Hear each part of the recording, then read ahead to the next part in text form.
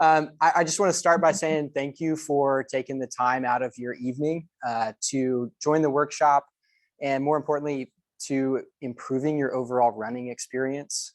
We really appreciate your dedication to that. So we'll go ahead and get started. First and foremost, my name is Dr. Cord DeMoss. I am a performance physical therapist and a running specialist in the field of physical therapy. I'm also a certified strength and conditioning specialist, and I am the co-owner of Vitality Therapy and Performance here in Tulsa. Standing with me is our patient for the day, but he is also one of our outstanding sports medicine physical therapists here. This is Dr. Austin McGee.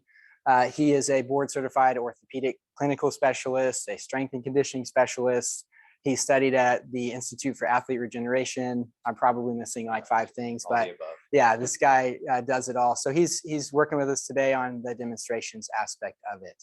I'll tell you a little bit about Vitality at the end briefly, but basically what we are is a sports medicine and performance clinic here in Tulsa. We are designed to be quite different than your traditional physical therapist and physical therapy clinic. So through Vitality, we work a lot of local sporting events here in Tulsa, from triathlons, running events, CrossFit, that kind of stuff. And so our goal today with this workshop is we wanted to help the running community specifically with a few things that we have seen as trends that we've treated here in the clinic.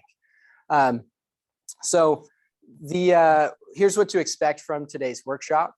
We're going to cover 3 different topics. Those are going to be geared towards, like I said, the most common trends we see either at the finish line of an event or here in the clinic. So we're going to look at how to diagnose them, how to start correcting them, and then how to train either out of them or train so that you can prevent them from occurring in the future. After that, I'm going to do a quick running form correction or suggestion. And then towards the end, I'm going to talk a little bit about why resting it isn't usually the best fix for it. So timeline wise, we've got a timer going because I love to teach and I love to coach. So I end up rambling. So my business partner has put a timer on me so I don't waste your whole evening. So we're looking 45 minutes to an hour. We will also have the link available for replay if you have to step away or have somebody who wants to check it out later. So where we're going to start is, like I said, we're working on why we're doing this workshop, right? So we love our runners. We love the running community.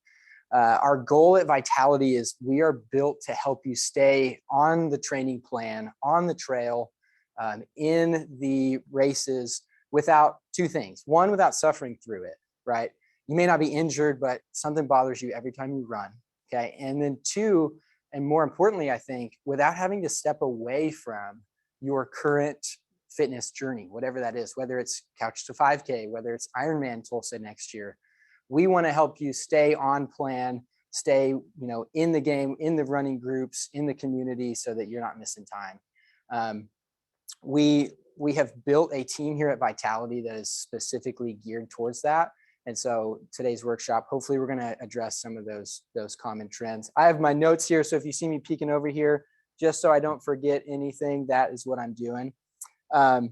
So in the clinic, we have treated everyone in the running community from Couch to 5K, like I said, all the way to professional Ironman athletes. And there are pieces of advice that we provide that even at the highest level could have helped them, if they knew it beforehand, stay out of the clinic and not even need our services. And we're always here to help you, guide you through rehab, help with nagging aches and pains. But my main goal for tonight is we take those 3 most common things we see and empower each and every one of you a little bit to kind of clean that up. So you may not even need us for that. And then if you need us for something else, we're always here. So we will go ahead and get started. I am going to actually a couple housekeeping things. So sorry, July 23rd, I'm actually doing a running warm up and cool down kind of demonstration with the Runner's World group for those who are training for Route 66 marathon and half marathon. So if you're a part of that, it starts at Runner's World. So come out and show up about 15 minutes early. We'll kind of do the warm up, cool down to teach you a proper way to do that. If you're not a part of that, I really suggest that you look into it. Not only is it a great training plan so that you have a structured plan of what to do and you're not just adding mile after mile each week, but it's a great community and it's really fun through Runner's World. They do an amazing job. The amount of work they put into the running community here in Tulsa is outstanding, which brings me to my second point, and that's part of our promotion for joining the workshop today. If you feel like this was helpful and you have something that you want to get checked out with us, or it's even something from this workshop that you want to look at more like in detail, anybody who books an appointment from this workshop is actually going to get a $50 Runner's World gift card. So it's a great way to support Runner's World, say thank you for everything they do in the running community. So with that, now we will finally get started. So the number one thing we see at the finish line or after a competition is the calf soreness. You've probably all felt it. It might even be that first mile or so where you're like that lower calf. Most people actually tell us that that's their Achilles. They say, hey, I have Achilles problem. I have pain here. It's really sore. I don't know what to do about it. It's not my calf, it's my Achilles. And what we're dealing with there is the soleus muscle. If you were to look at your calf, most people kind of picture the muscle group kind of up by the knee that really sticks out. Technical difficulty. There we go. One down. Did we get it? Okay, so like I said, if you're looking at the calf, you picture that muscle group up at the top. The soleus is actually the one that sits just deep to that, kind of beneath it. And you would feel that down by where your Achilles is. And what does it do? It is actually responsible for pushing your foot into the ground, or what we would consider propulsion in a running gait. And it's responsible for that when your knee is bent. If you picture a running form, your knee is bent almost all of the time.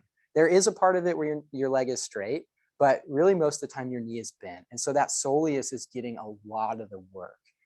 And why is that important? Because when we think about calf stretching and strengthening, typically we're going to do it with our legs straight, with our knee straight. And so I'm going to walk you through actually how to address that soleus today. And then, like I said, how to strengthen out of those issues. So we're going to start with a test. So if you're at home, if you have a laptop, perfect, bring it with you. If you're at a desktop monitor, like I said, you can get the link later and maybe do these. But what we're going to have you do is take your shoes off and find a wall. If you have a baseboard, you'll have to kind of make up for the half inch or so that takes up, or that the baseboard makes up. But find a wall. I'm going to have Austin take his shoes off. And we are actually going to kind of circle around. We're going to use the post of this table. Notice there's no baseboard, so it's a little bit easier. But what I'm going to have him do, go ahead and get into a half kneeling position. So he's going to be one fist width, so pinky side to thumb side, one fist width away from the table, okay? Now, without raising his heel up, I want him to see if he can touch his knee to that wood beam. Okay, so he's able to, his heel is still down. Go ahead and come out of this. I want you to now face the camera because I want to show one thing that I'm looking for, particularly with this motion. Now, if you were to look at, and I hope you can see this, if you were to look at the line of his femur, which is his thigh bone, you want to line that up kind of like a straight arrow cutting his foot in half, right? So I always tell people their middle toe, that kind of ray, right? So as he comes forward, so go ahead and act like you see how his femur kind of starts pointing that way. Go ahead and exaggerate that for me. So that's what I want to avoid. The other thing I want to avoid is do it again. His hip starts to get closer to the table. Thank you. Now, do it correctly. So drive in this here, shoot that hip over even a little bit. That's going to make it a little bit more difficult. And so if you're doing it that way, and you can touch the wall without your heel coming up, great. Stick around a couple minutes. We'll show you how to stretch and strengthen this muscle. Now, go ahead and stand up. That's an important test because you'll feel two things if you're not able to touch the wall or the piece of wood. And that is, you'll feel a stretch kind of where your Achilles is in the back, or you'll feel a pinching in the front. Okay, if you feel a pinch in the front, that's actually like an ankle mobility issue. And so that's something that, give us a call. We can kind of help you navigate that. But if you're feeling it in the back, great. The next part is perfect for you. That is really just a tight soleus muscle. And that's a perfect test for that. So you can repeat that. Now, it's tight. So how do we loosen up a tight muscle? And then in a minute, we're going to address why is it tight. So I always start in clinic. If I have something that doesn't move well, we start with some soft tissue work. So I'm going to have Austin, we're actually going to move to this table. I'm going to have Austin show you a couple ways on how to loosen up his soleus. So the easy way is just the foam roll the calf, right? So he's taking pressure off of his left leg, putting most of his weight through his right leg. He's going to add more too, if you really want to. Yep. Adding the weight of the other leg will make this more intense. So I'll have you do 10 strokes back and forth. There you go. And then you'll kind of see his face. He's finding some hot spots in there. And most of you will too. If you've had us work on you at the finish line, you know where the hot spots are because we found them. So once he finds a hot spot after the 10 back and forth, and please join in at home if you have your foam roller handy. Once you have a hot spot, go ahead and sit on it. And you keep breathing. It's really important when you do this soft tissue work that you don't hold your breath. We kind of want to let our body relax into this and teach it that this is okay.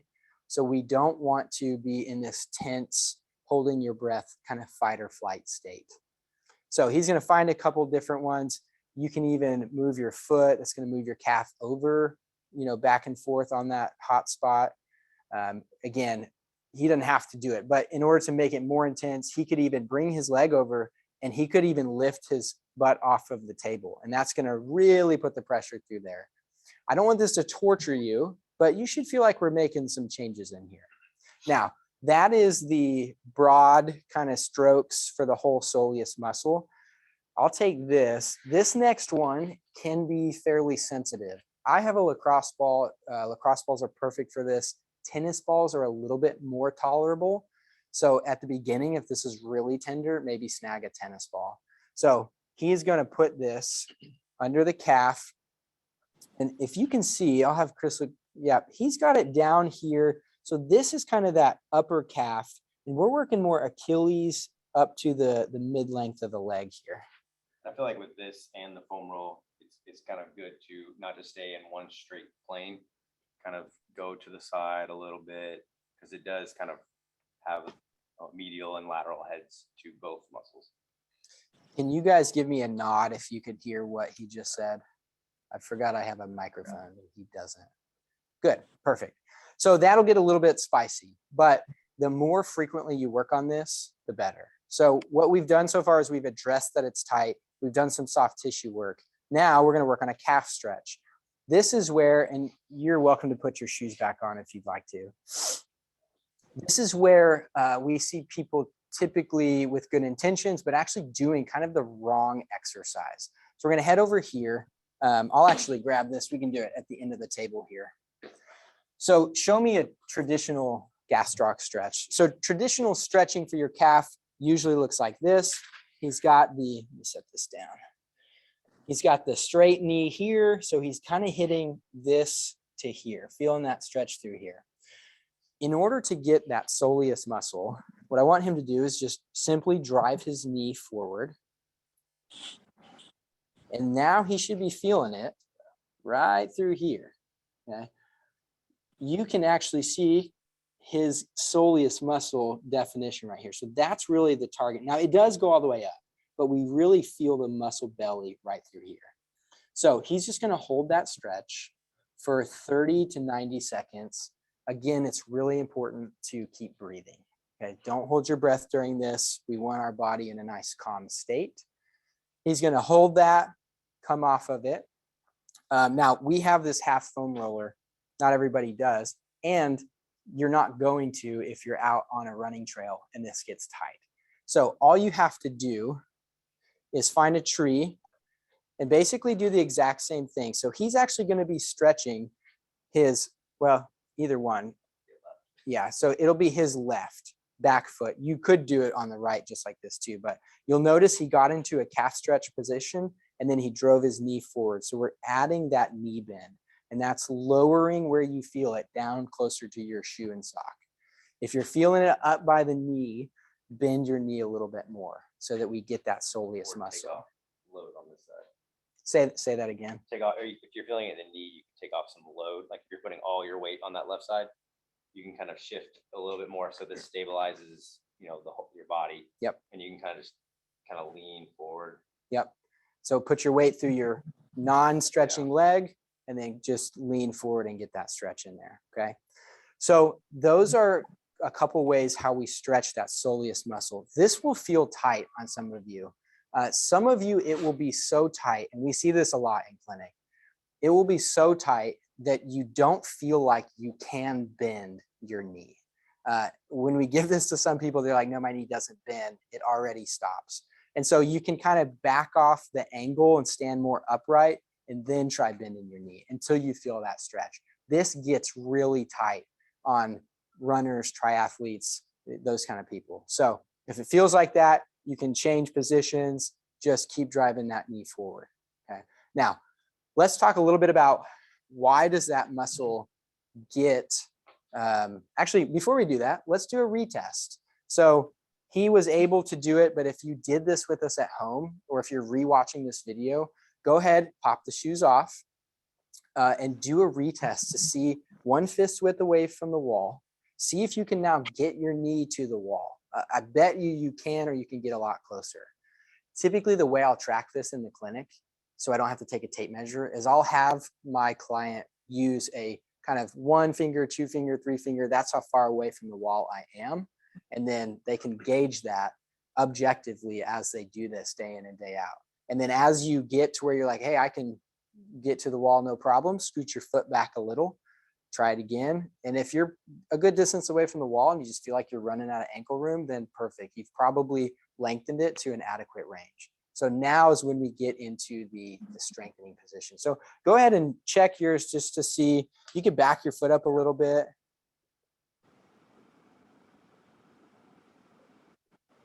So that's where he started. Probably. Yep. Feeling loose already. So his heel comes up there. So pretty good gauge of where his ankle mobility is. His is actually pretty good. I think most of you, if it looks around that area, I'm probably pretty pleased with that, especially if you're not doing those compensations of shifting. So now back to, why does this muscle get so tight and irritated? And again, if we've worked on you at a finish line and I barely put my hands on you and you're jumping off the table, why is that? And that's because our tissues, our muscles have a certain load that they can tolerate. And once it gets overworked, you have two options. You can either decrease the load, which is what happens when you rest, or just decrease your mileage or cross train. And or you can increase how much the muscle and the tendon can actually tolerate. Now, why is the second one super important? Yes, you rest it to decrease the load, but as soon as you go back to your training plan, if you haven't improved the quality of that muscle, as soon as you get back to that certain volume that set you off in the first place, it's going to come right back. So we'll kind of cover that later too, but that's when you get into, now we need to really strengthen his soleus. Now, show me a calf raise. This is normally how we do calf strengthening, which this is a great exercise. We need a strong upper calf muscle, but this is really targeting, where's that hitting on your calf? Right. Yeah, right just below the knee, kind of that big muscle group that you can see. Exactly. We want to target, this down here. Okay. So how do we do that? The best way is to load it enough that you can really make it tired. So I'm going to have him come over here.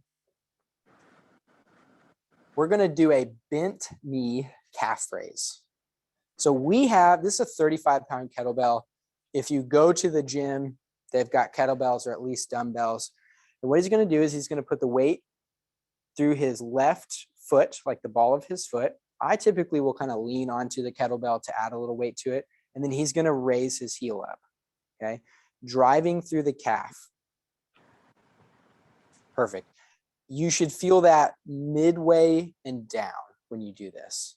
So a normal rep scheme, if you're looking for strength and some growth, is a good range is like 6 to 10. You want it pretty challenging. And then you want to do 3 to 4 sets of that and find a good program with leg development in there. But this is a great way to target the soleus specifically. Now, you're on the trail or you're at work and you don't have a kettlebell, etc. So now you can do this pretty much anywhere. So go ahead and just stand. So it looks goofy. It kind of looks like you're trying to do the Michael Jackson, I think it's Thriller walk. So we're going to do a bent knee calf raise. So he's going to bend his knees. Okay, good. And the trick here and the hardest part is staying in the bent knee. Our tendency is to want to straighten the legs as we come up. We want to keep them bent. That's why it looks kind of goofy. Okay, perfect. You can see him shaking a little bit. It's harder than it looks, especially if you don't do it often. He trains these and it's still somewhat difficult. So this is an adequate load for him. Now, obviously to make this heavier, if you wanted to do that, he could hold a weight or a backpack or a single leg. Exactly. Okay. So again, what we're doing here is we are trying to improve how much load that muscle can tolerate. And when I'm talking load, I'm talking distance, I'm talking force if you're running faster. Okay. So improving that is going to improve your ability to run farther, run without pain, and sometimes even improve your times and your splits because your calf muscle is giving you even more propulsion off of that foot. Okay, so that covers the soleus. We dropped it again. If you have questions on that, let us know, but we're going to move on to the lateral hip.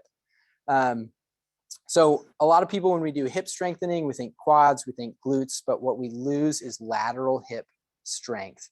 Lateral hip strength shows up the most in single leg activity. And if you picture a run, you are never in double leg stance, which means you always only have one foot on the ground.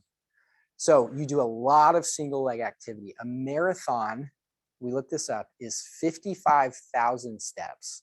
So 27,500 steps per leg. I did that math. I'm not sure if that's right, but per leg in a marathon. So you want to make sure that your single leg capabilities are there. Where does this show up? Aches and pains wise, where do we see this in the clinic? We actually see this a lot at the knees and feet, and then up at the lower back. At the knees and feet, your lateral hip keeps your knees kind of in that forward direction and not falling inward and letting your foot like over pronate and causing that kind of torque on your knee. Just like when we did that calf stretch, I didn't want his knee to fall inward. Same thing in single leg stance. Okay, and then in the low back, if your hips move a lot, we call that in the clinic, we call that Trendelenburg. You may have heard that if you've done a lot of running research like online and stuff, but Trendelenburg is when your hips drop when you're in single leg. Can you kind of demonstrate like Trendelenburg? Just like standing and like dropping your hip. Yeah, so his right hip dropped when he's in left leg stance. I know that's kind of technical, but it's important because you can see if his hips are moving like that a bunch over even a 5K, your low back is going to get a little bit of jostling. And is that going to damage your low back? No. But are your muscles in the low back going to be working overtime in order to kind of combat that? Absolutely. And that's why we typically have people who are like, my low back is tight before I run the first mile, and then, a couple hours to the night later after I run. It's because they're getting overworked during the run. And it actually doesn't have anything or doesn't have much to do with their low back. It's really core, but a lot of it is lateral hip. So a good test, I want everyone to do this at home if you can. Get a very stable chair. Do not get a rolling chair. Don't get an office chair with wheels. Don't get a chair that has the felt on a wood floor in your kitchen, because mine like slide all over the place. Very grippy, stable chair. We're going to do a single leg squat to a bench or a chair. I would prefer, if you're able to, that you do this in front of a mirror eventually, because there are a couple things here I really want to point out. So with Austin, go ahead and show me what I don't want to see. Exactly. And then stand. Okay. So that's good that you can't actually do it incorrectly. What we were looking at there is his knee just shot inward, basically towards his other knee. His foot kind of caved in, his hip leaned out, and he leaned over to that left side. Okay. So show me what a good one. I want it to be absolutely perfect. Do not fault at all. All right. And up. And up. Very good. So let me come across here. His knee again stayed over his middle toe as he goes down. Now that's actually really stable. That was really quite good. Yeah, we won't look at the right leg. That is what I would like to see in a lot of my low back, knee, or ankle clients who come in and they're runners and it bothers them during running. Most of the time, that is not something we train or know how to train well. And so I'm going to show you a couple of progressions and then a couple of regressions of this exercise.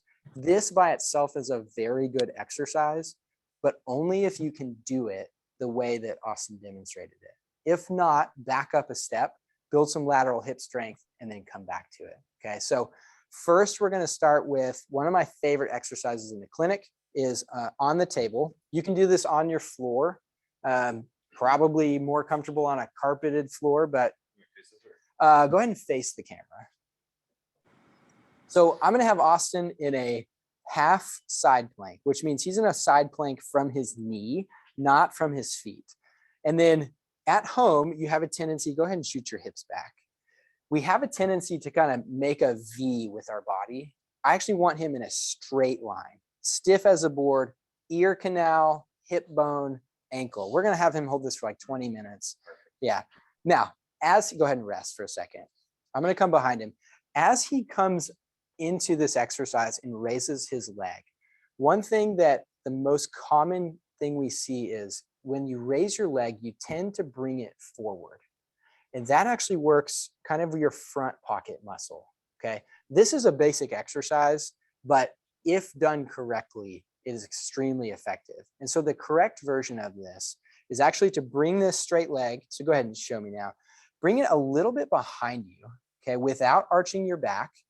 Perfect. Now raise it up and down, okay?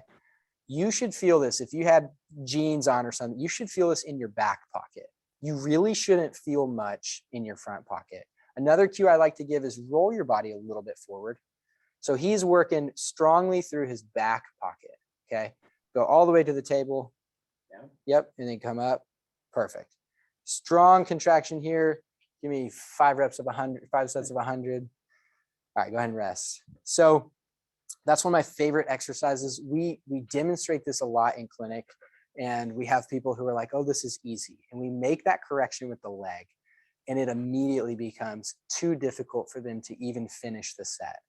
That small correction makes a huge difference. If you feel it if you put your hands in your pocket and that's where you feel it working, you're doing it somewhat wrong. I want you to feel it like you had your hands in your back pocket. 3 to 4 sets. If you can work up to 4 sets of about 15 repetitions, that's perfect. That may take some of you a while. It's still difficult for all of us here even. But once you get there, even if it's still difficult, once you can do it, go ahead and make a progression to one we'll show you in a minute. Now, if this is too difficult, and for a lot of people it is, because it's harder than it looks. Hang out here. I'm going to grab a band for Austin. Austin, go ahead and throw this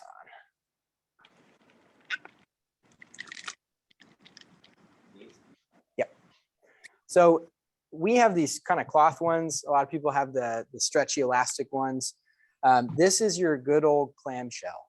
Now, again, this is one when I have someone who says, I do clamshells all the time, I have them show me how, and then I want to basically change their form, because what a lot of people do, roll back towards me a little, now do it. He's probably feeling this front pocket muscle. So now roll forward. Okay. Now I want you to exaggerate and go way too high with this leg if you can with the band. So actually the band keeps them from doing it. But what happens a lot of time is once they get to their end like range where they can actually move it, they do that. They roll backwards and then they forget to roll back forward. So it's actually a small movement. It's up into my hand about right there and back down. If you can do that adequately, you will light up this back pocket muscle pretty quickly. Like I said, he's got a band. You can even do this without a band. Gravity itself sometimes is hard enough if you're not used to training this muscle. And so how's that feeling? Getting some back pocket. Perfect. Okay. All right. So that is the first one was a side plank with what we call leg abduction or a leg raise. Okay. This is a clamshell, but done properly. The clamshell is the easier version of the side plank with the leg raise. Okay. If you have a shoulder problem and you can't do the side plank, let us know. We can fix that too. But just stick to these in the meantime. Okay. All right. You take this off. Now we're going to work on the progression of these exercises, which is an airplane. Are you ready for some airplanes? These are hard. Okay. So I usually have most people go ahead and stand by the table. I have them stand by a wall, or sometimes in the clinic, they'll hold on to the rack. He's going to do an airplane. These are a little more technical, so I won't break down everything, but basically what I want you to do first is I want you to go into the T position, and then I want you to open up your hip towards the ceiling.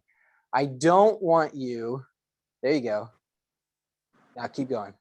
Keep going back. Right there. That's the finishing, and then stand up. Okay, so we're going to break that down. He went into a T position, and then he opens up like an airplane where the logo on his chest is pointing at the wall, the side wall. Okay, so here he goes again. So now he'll point the logo at the camera. He's doing it on the squishy turf, so that's even harder. Trying to make it harder. Good. So opening up and then closing the hip back down. Good. And then standing up. Okay. Again, if it were that difficult, I would have somebody push against the wall or hold on to a chair or something just to help with their balance, because we're really trying to work this hip in controlling your rotation. Tough? Yep. Okay. Burn. I wonder, is anybody, can you see, is anybody trying this at home? Because I would love to see some thumbs up if it's tough. But if not, try it later if you feel like you're ready for it. There you go. Harder than they look, for sure. Okay. Now, the final version of this, a very good single leg strength exercise, is to just do what we call a pistol squat to a bench or a chair. You can over time improve either how much weight you're holding or improve the depth that you're going, or both, as long as you have those good mechanics. Okay. So anything to add there? Okay. How are we doing on time? Pretty good. Okay. We got about 20 minutes. All right. So the last thing I want to talk about is we're going to go back to knee pain, but we're going to kind of tackle this in a different way. I want to talk about your cadence. A lot of the times what we see is people who have knee or foot pain, particularly heel pain with running, they end up either just switching shoe after shoe after shoe until they find a really thick heel. And that takes away usually their heel pain, sometimes their knee pain. But what it doesn't do is it doesn't help you improve the efficiency of your actual running pattern. And what I mean, I'll try not to get too much into the weeds on this, but basically if our stride is too long, if we have a slower cadence and our stride is long, every time we land with our foot way out in front of us, we're essentially actually putting on the brakes, and we're slowing our body down until we get over our foot, and then gravity's helping us fall forward. And so that's why you end up preferring a nice heel padded shoe, a really thick drop, something like that. What I want to do and the form correction I want to make is I want you to increase your cadence up to about 170. 180 is kind of what we say is ideal, but I feel like 170 to 180 is just fine. And that's going to help you land with your body actually over your foot so that all of your momentum is not going into your knee, but it's actually just driving you forward, and it's going to make your running pattern more efficient.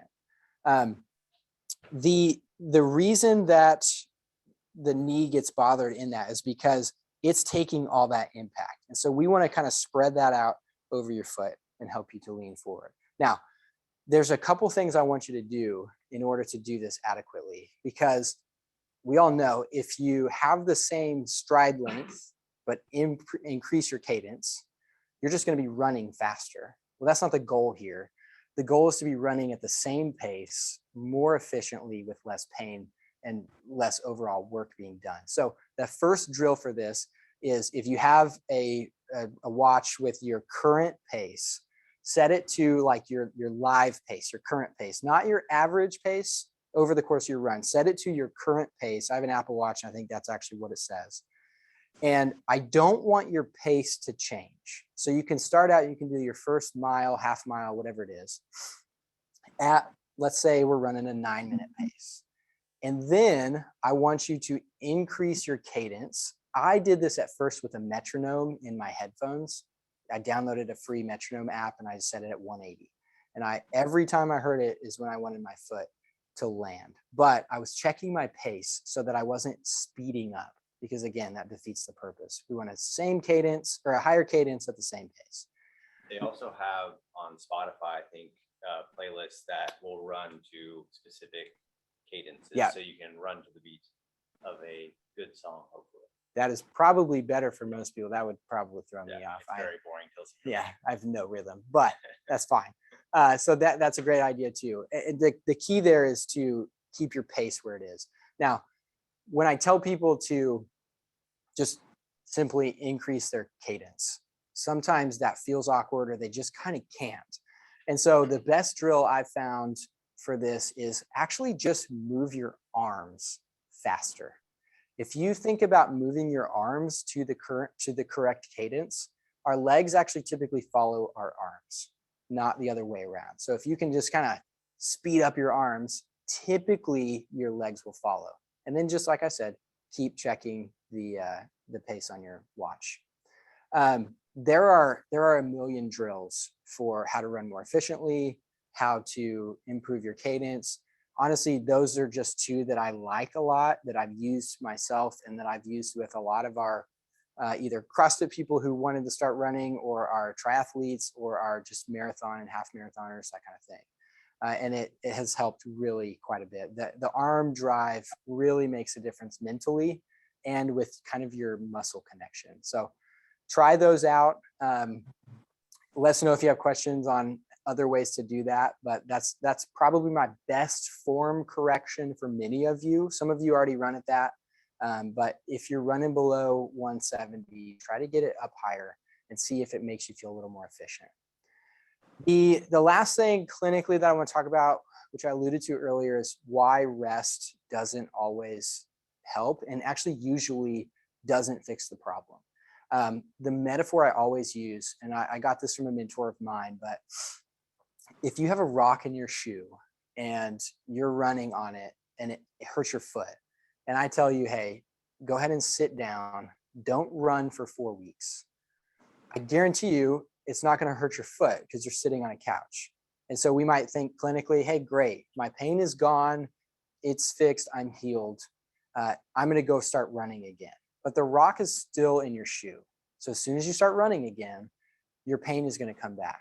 That's kind of where this tissue mobility, the flexibility, the tissue strength, those are the rocks. If we don't fix them, we can decrease our volume, or we can decrease our pace, or we can cross train. But once we get back into half marathon, marathon training, or even like the couch to 5K, like your first 500 yards feels fine. But once you get that overloaded volume, those rocks are going to show back up.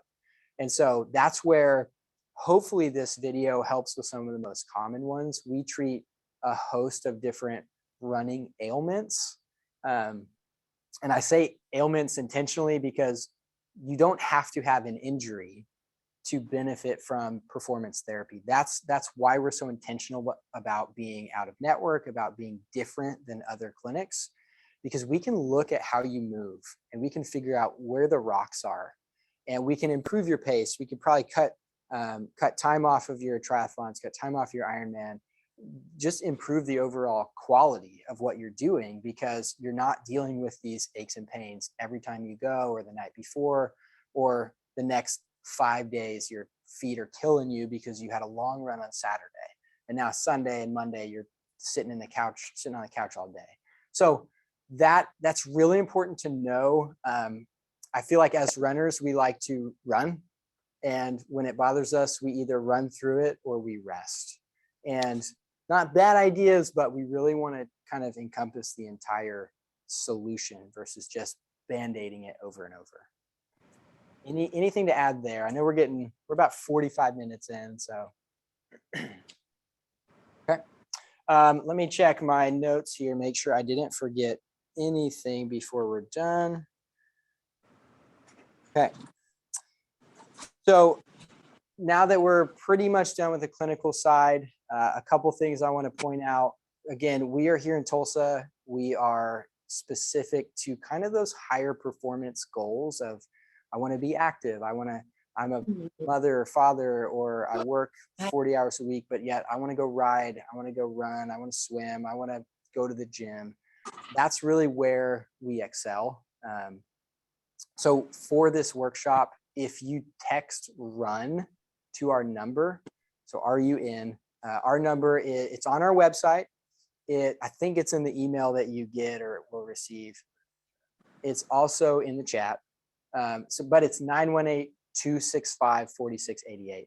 If you do that and you book an appointment and come see us, we're going to give you the $50 gift card to Runner's World.